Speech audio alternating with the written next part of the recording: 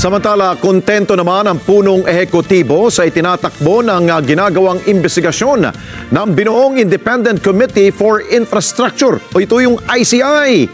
Pero kung ang Malacanang ang masusunod, mas makabubuti kung palalakasin pa ang kapangyarihan ng komisyon para mas maraming mapapanagot dito sa usapin ng anomalya. Vin Pascua sa balita. Mas maganda po talaga na magkaroon ng mas ngipin, pangil ang ICI. Pero sa ngayon po, nakikita naman po natin na maganda ang itinatakbo ng ICI.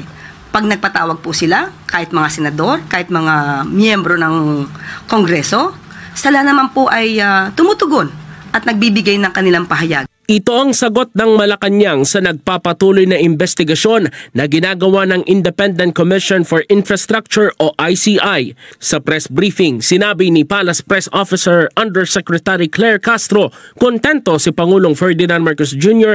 sa itinatakbo ng investigasyon. Anya, mas maganda kung magkaroon pa ng ngipin ang ICI sa issue ng korupsyon.